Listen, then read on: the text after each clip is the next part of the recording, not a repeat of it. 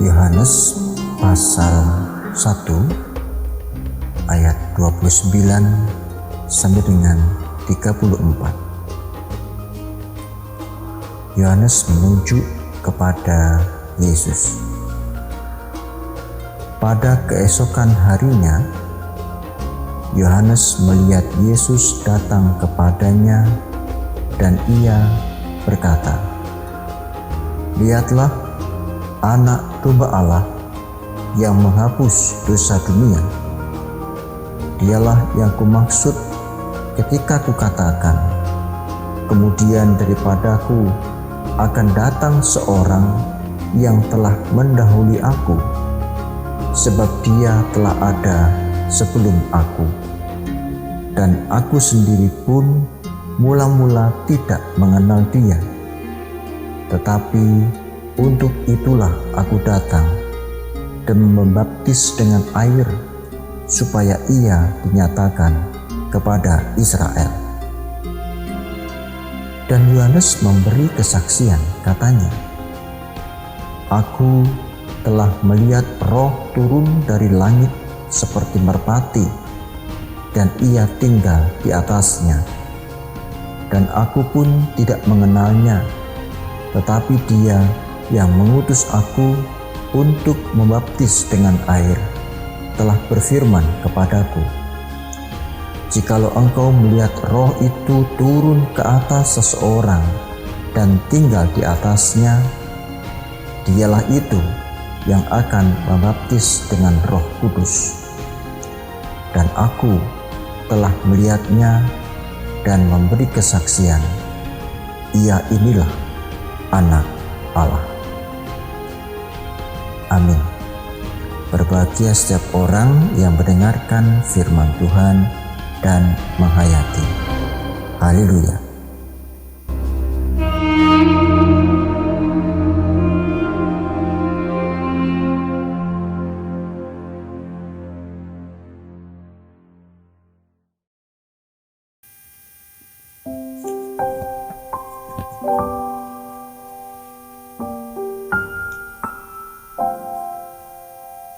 Salam Pamuji Rahayu. Bapak, Ibu, Saudara, dan anak-anak yang dikasihi Tuhan, salam sehat bagi kita semua. Sesungguhnya kompetisi atau persaingan itu normal. Selama orang itu masih hidup, kompetisi pasti terjadi. Pasti terjadi persaingan ketika orang masih hidup. Masalahnya adalah apakah kompetisi itu bersifat konstruktif, membangun, atau malah destruktif, merusak. Maksudnya, apakah kompetisi itu bersifat membangun sesuatu menjadi lebih baik, atau sebaliknya merusak segala sesuatu karena menghalalkan segala cara agar ia menang? Kompetisi bisa berjalan dengan baik sesungguhnya jika seseorang memiliki kompetensi yang baik pula. Kompetensi berarti kemampuan atau juga kecakapan. Sehingga ketika orang memiliki kompetensi dan ia melakukan kompetisi, jika seseorang memiliki kemampuan, memiliki kecakapan dan ia bersaing, maka ia akan bersaing secara kesatria. Persaingan yang sehat tidak menghalalkan segala macam cara. Nah, Yohanes dan Yesus, apakah mereka berkompetisi atau bersaing? Tentu saja tidak. Keduanya memiliki kompetensi masing-masing. Itu jelas terlihat dari panggilan yang harus mereka lakukan dalam kehidupan bersama dengan banyak orang. Maka tidak mengherankan jika di ayat 29 Yohanes menyatakan kesaksian begini. Pada keesokan harinya Yohanes melihat Yesus datang kepadanya dan ia berkata, "Lihatlah anak domba Allah yang menghapus dosa dunia." Pada narasi ini, saudaraku, Yohanes tidak memperlakukan dirinya sebagai pesaingnya Tuhan Yesus. Ia menyadari kompetensi dirinya, bahwa sejak semula Kristuslah Mesias, bukan Yohanes. Meskipun utusan para Sanhedrin datang, demikian pula banyak orang berharap bahwa dialah Mesias. Dengan jujur ia berkata, "Membuka tali kasutnya pun aku tidak layak." Bukan itu saja, Yohanes juga memberikan kesaksian tentang Tuhan Yesus. Dalam penglihatan ia menyatakan bahwa ia bersaksi Roh Kudus turun menyerupai burung merpati, tinggal di dalam Kristus. Yohanes menyatakan semuanya itu dengan jelas gamblang kepada murid-muridnya. Maka ayat 37 jika kita membaca lebih lanjut, disaksikan bahwa ada 2 orang murid Yohanes mengikut Yesus. Sakit hatikah Yohanes karena 2 muridnya dalam ayat tersebut mengikuti Tuhan Yesus? Tidak. Justru Yohanes yang menyatakan tentang Yesuslah Mesias. Dengan demikian kita bisa melihat bahwa motivasi 2 orang murid Yohanes mengikut Yesus bukanlah karena kompetisi. Apalagi kompetisi yang tidak sehat. Bukan persaingan antara Yohanes dan Tuhan Yesus, lalu kemudian murid-muridnya melihat, oh Tuhan Yesus nih lebih menang, lalu kemudian menuju ke Tuhan Yesus. Bukan. Karena justru dengan jelas Yohanes Pembaptis menyatakan bahwa Yesus adalah anak domba Allah sebagaimana yang dinubuatkan oleh para nabi. Bahkan di Yohanes 1 ayat 34, Yohanes Pembaptis menyatakan Tuhan Yesus sebagai anak Allah. Dengan demikian, Yohanes Pembaptis menegaskan bahwa Tuhan Yesus layak untuk diikuti. Seolah mengatakan bahwa itu loh anak domba Allah, ikutilah. Maka di Yohanes 3 ayat 28, Yohanes Pembaptis menyatakan secara gamblang detil tentang dirinya, yaitu kamu sendiri dapat memberi kesaksian bahwa aku telah berkata aku bukan Mesias, tetapi aku diutus untuk mendahuluinya.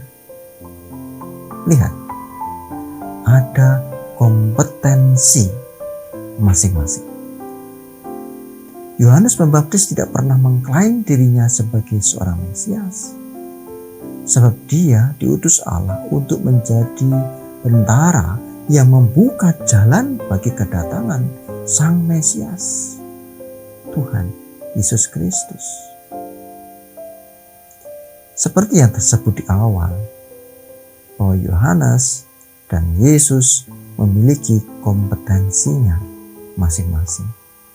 Keduanya dipanggil dengan tugas yang berbeda, meskipun yang diberitakan sama, yaitu kerajaan Allah.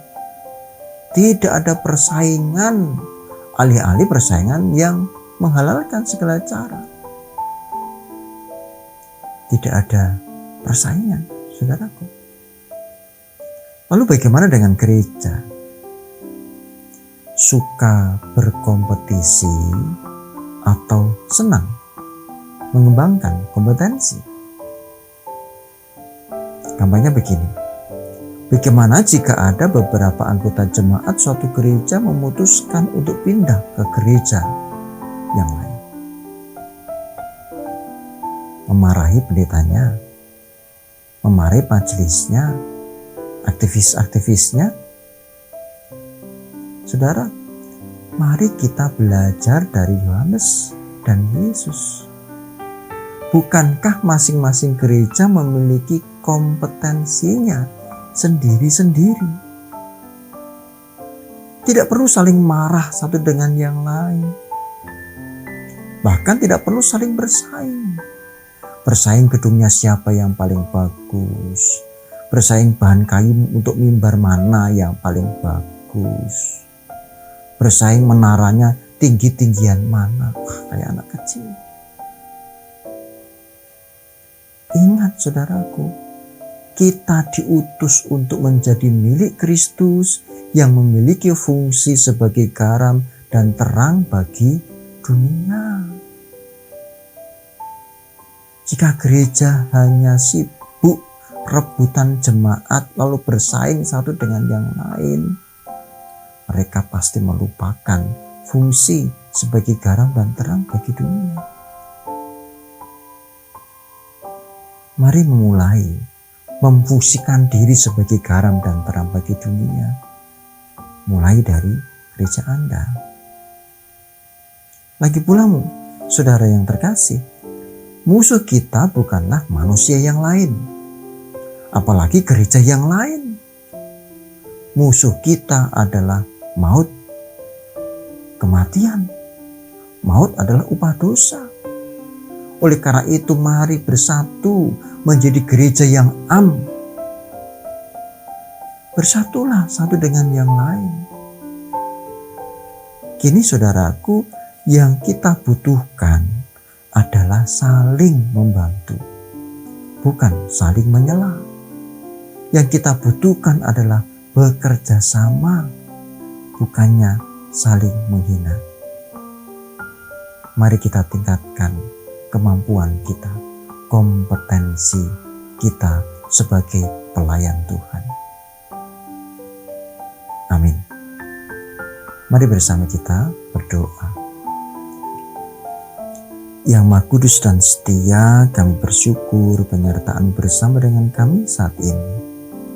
Khususnya ketika kami menggumuli kehidupan, bahkan melihat teladan Yohanes dan Tuhan Yesus yang tidak saling bersaing satu dengan yang lain, namun menunaikan panggilan mereka dalam kasih. Bapa, kami juga berdoa masih di masa pandemi, banyak kesulitan-kesulitan. Ingatkan pula kami agar tetap protokol kesehatan. Kami yakin Tuhan hadir. Bahkan dampak dari pandemi ada banyak persoalan ekonomi, relasi keluarga, ataupun yang lain. Kami berserah kepadamu ya Bapa. Dan khusus kami berdoa untuk saudara-saudara kami yang di dalam pergumulan persoalan kehidupan, dalam keluarga, pekerjaan, tanggung jawab. Tolong Tuhan, hadirlah. Ampuni dosa dan kesalahan kami ya Bapa. Demi nama kudus Tuhan Yesus Kristus, kami berdoa dan bersyukur. Amin. Salam Kailujengan.